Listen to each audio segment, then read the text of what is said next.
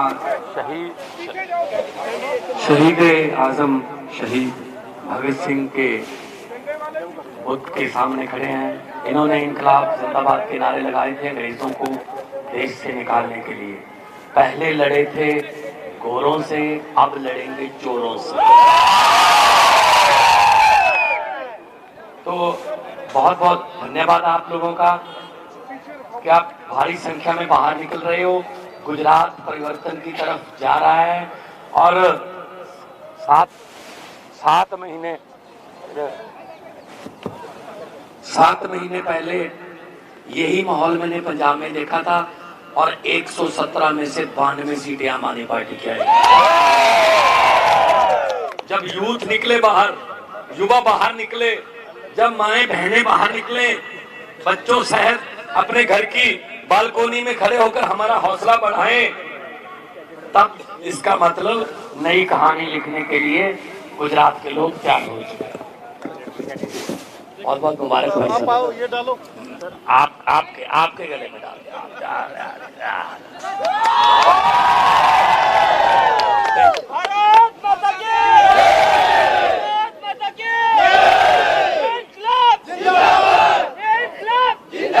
छोटा उदयपुर के जितने भी आसपास के गांवों से भी आए होंगे, मैं सबका बहुत बहुत धन्यवाद भी करता हूं। और विक्ट्री के साइन दिखा रहे हैं लड़के, यंग लड़के, क्योंकि हमारा देश दुनिया में सबसे ज्यादा youngest country on the earth. 65% हमारी आबादी का जो उम्र है 35 से 18 के बीच है। लेकिन रोजगार नहीं मिलता, फिर बाहर देशों की तरफ जाते हैं, किसी गलत संगत में पड़ जाते हैं। अगर गरीब का बच्चा रात को आधी रात तक पढ़ के, सुबह उठ के फिर पढ़ के किसी पेपर की तैयारी करता है तो पता चलता है कि पेपर फूट गया, पेपर फूट जाता है, उसका दिल टूट जाता है। पंजाब में 7 महीने हुए हैं भाई, अभी सरकार बने हुए। हमने कहा था बिजली फ्री करेंगे, हमने कहा था नौकरियां देंगे। 20,000 नौकरियां दे के आ रहा हूं गुजरात में। सरकारी नौकरियां, सरकारी नौकरियां। और 1 जुलाई से बिजली फ्री कर दी। 74 लाख घरों से, मतलब मीटर है, 74 लाख मीटर है पंजाब में जो घरों में बिजली के। 50 लाख से ज्यादा को जीरो बिजली का बिल आता है, जीरो। लोगों को यकीन नहीं हो रहा, एक दूसरे को दिखा रहे हैं यार ये देखो गलती से तो नहीं आ गया यार, जीरो आ गया है। अगर नीयत अच्छी हो तो गुजरात का बिल भी मार्च में जीरो आएगा। नीयत अच्छी वाले लोगों को चुन लो बस। चुन तो तुम चुके हो कि वोट किसको डालना। देखो ये तो मुझे पता चल रहा है, आपकी आंखों से पता चल रहा है कि आप लोग बहुत बड़ी गिनती में, बड़ी संख्या में झाड़ू चलाने वाले हो, झाड़ू चलाने वाले। और आपका नाम इतिहास में लिखा जाएगा, इतिहास में लिखा जाएगा नाम कि 27 साल पुरानी चक्की को, 27 साल पुरानी चक्की, भ्रष्टाचार की चक्की, बेरोजगारी की चक्की, गरीबी की चक्की, महंगाई की चक्की, गुंडागर्दी की चक्की को कब उखाड़ा था? तो लोग कहेंगे जी 8 दिसंबर को गुजरात में ये चक्की उखाड़ दी गई थी। ईमानदारी की राजनीति आएगी, पारदर्शिता की राजनीति आएगी। हमने भ्रष्टाचार खत्म करने के लिए आते ही पंजाब में एंटी करप्शन हेल्पलाइन नंबर दे दिया एक, कि जब भी कहीं जाओगे तहसील में, सरकारी दफ्तर में, कोई बाबू पैसे मांगता है, रिश्वत मांगता है, मना मत करना, जेब में हाथ डालकर मोबाइल निकाल लेना, उसकी फोटो या उसकी वीडियो हमें भेज देना, बाकी काम सरकार का है। 250 से ज्यादा लोगों को जेल कर चुके हैं अभी उस नंबर की वजह से, 250 से ज्यादा।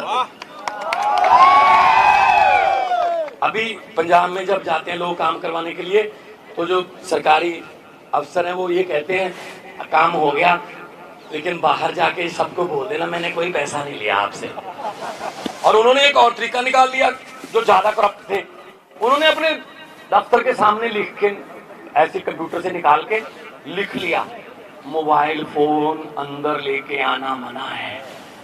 फिर हमने भी टीका निकाल लिया। हमने कहा जिस जिस दफ्तर के सामने ये लिखा हुआ है कि मोबाइल फोन अंदर ले जाना मना है, उसको हम ऑटोमेटिक भ्रष्ट मान लेंगे, उस पर केस दर्ज करेंगे। फिर मोबाइल क्यों नहीं लेके जाना? अंदर कोई गुप्त मीटिंग करनी है? सरकारी दफ्तर है, तुम सरकारी सर्वेंट हो, पब्लिक सर्वेंट हो, लोगों के सेवक हो, तनख्वाह मिलती है आपको उस काम की, तो रिश्वतखोरी बंद। और हमने 7 महीने ओल्ड पेंशन स्कीम लागू कर दी, हजारों मुलाजिमों को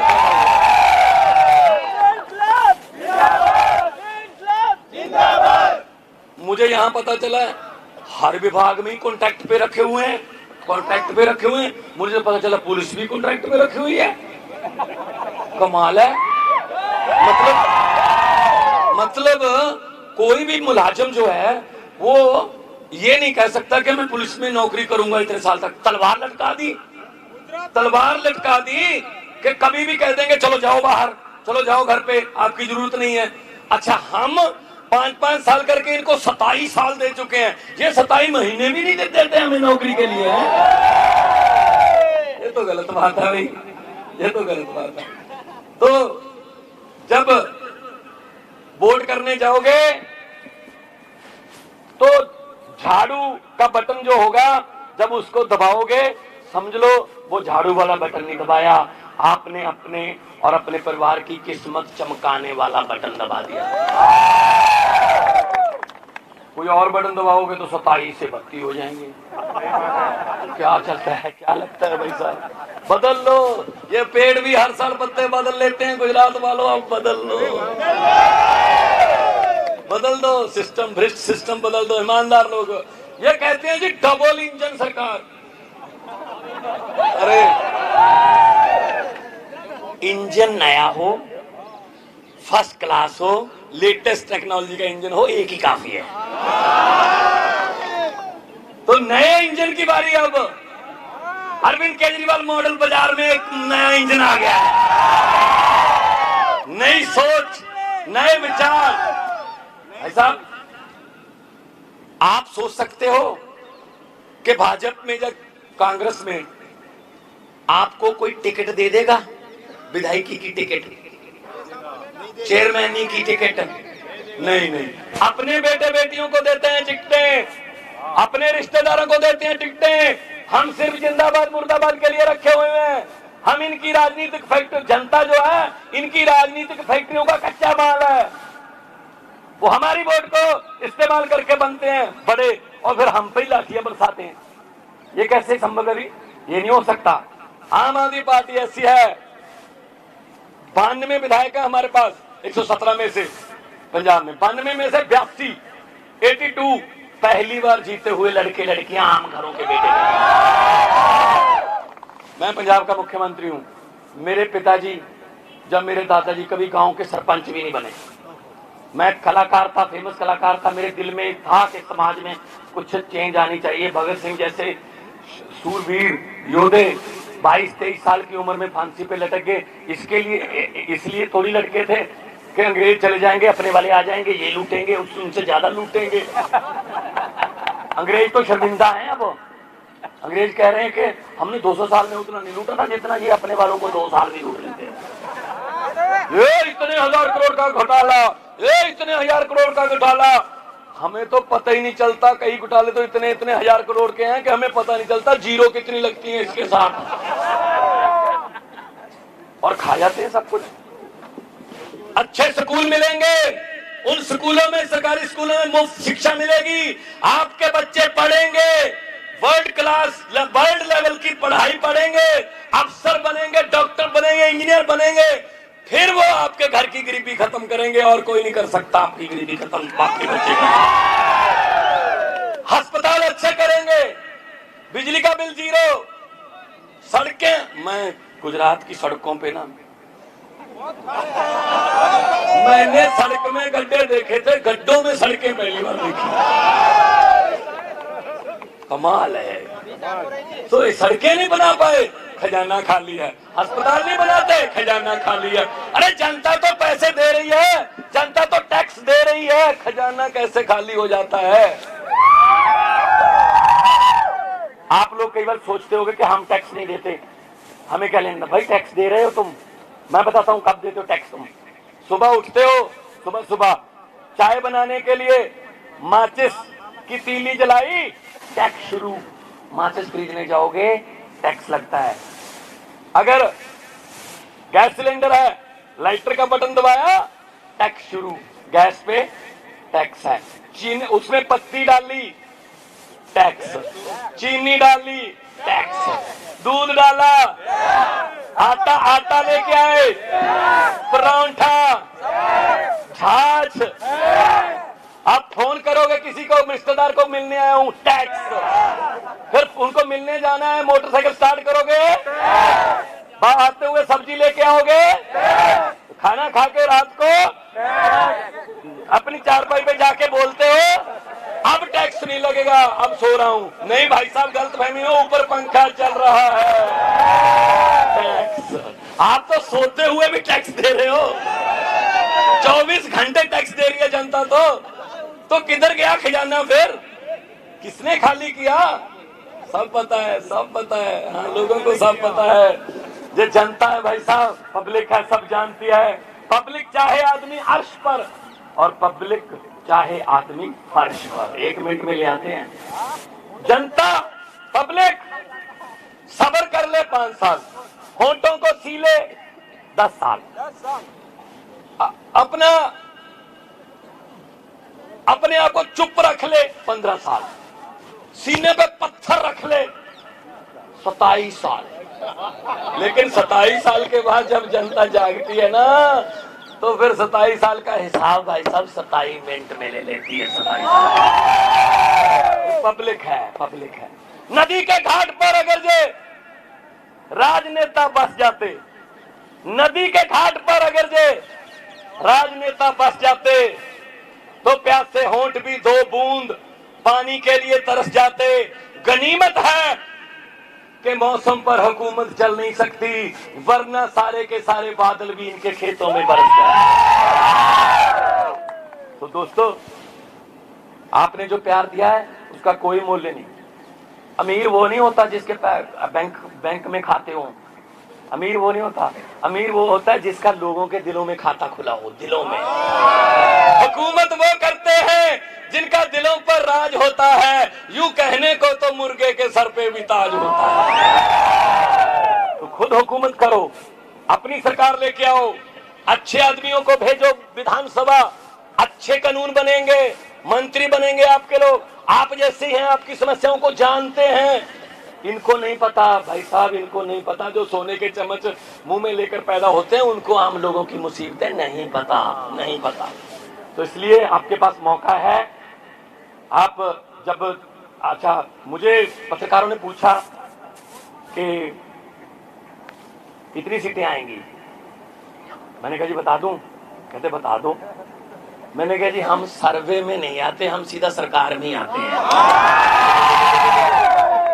सर्वे आई यार, सर्वे उसमें नहीं आते हम। किसी ने सर्वे किया था कि 67 सीटें आ जाएंगी दिल्ली में? किसी सर्वे ने बताया था पंजाब में 92 सीटें आ जाएंगी? ना, सर्वे में नहीं आते हम। और कांग्रेस की बात मत करो, कांग्रेस कोमा में चली गई है।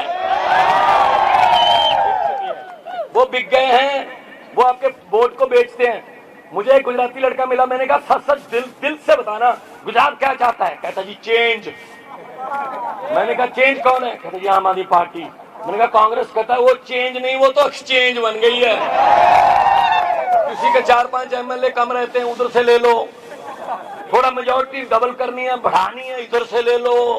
कांग्रेस वालों को तो अपने दफ्तर के ऊपर लिख कर लगा देना चाहिए, यहाँ पर जनता द्वारा चुने हुए विधायक सस्ते रेटों पर बेचे जाते हैं। ये राजनीति को बेचते हैं कांग्रेस वाले। इन्होंने धोखा किया हमारे साथ। ये 60 साल से ज्यादा तो यही रहे हैं ना। तो इसलिए मैं कह रहा हूं, ये भगत सिंह जी, इनको ये बिल्कुल डर नहीं था, बिल्कुल भी चिंता नहीं थी कि आजादी आएगी या ना। इनको डर ये था कि आजादी के बाद देश कौन से हाथों में जाएगा। और डर बिल्कुल सही निकला।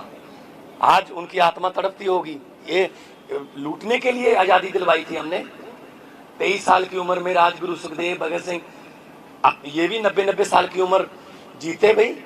अगर इनको देश से प्यार ना होता तो देश को प्यार करते थे। राजगुरु ने लिखा, आखिरी घंटे जिस दिन फांसी होनी थी, राजगुरु ने कोयला मंगाया जेल में कि मुझे कोयला दे दो, मैं कुछ लिखना है। तो बाकी सभी मजाक कर रहे थे, तू क्या लिखेगा? कहता जी 2 लाइनें लिख के जाऊंगा, कभी ना कभी वो उन लाइनों को कोई ना कोई माइक पे सुनाएगा।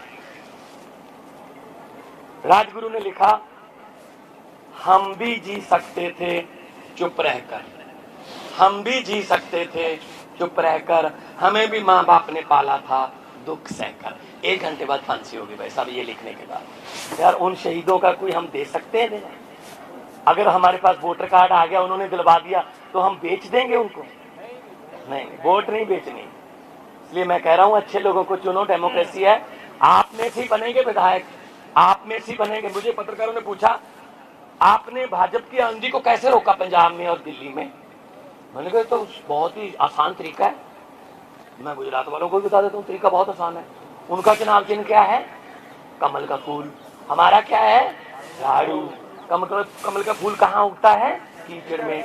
झाड़ू क्या करता है? कीचड़ की सफाई। झाड़ू से कीचड़ की सफाई कर दो, कमल उगेगा ही नहीं। पंजाब में उगे ही नहीं, दिल्ली में उगे ही नहीं। पंजाब में 2 हैं, 117 में से 2 हैं। मैंने कहा स्कूटर पे आ जाए करो। तो जब जनता, पब्लिक, हम कुछ नहीं, हमारी कोई खातिर, हमसे नहीं डरते, ये केजरीवाल से नहीं डरते, भगवंत मान से नहीं डरते। ये जो आप इतनी भारी संख्या में बाहर निकल आते हो, ये आपसे डरते हैं, आप लोगों से डरते हैं। तो ये क्या हो गया जी? 27 साल पुराना राज जाने वाला है। मुझे नहीं पता कि अच्छे दिन कब आने वाले हैं, लेकिन मुझे इतना पता है 8 दिसंबर को केजरीवाल वाले सच्चे दिन जरूर आने वाले हैं। सच्चाई और पारदर्शिता की जीत होगी।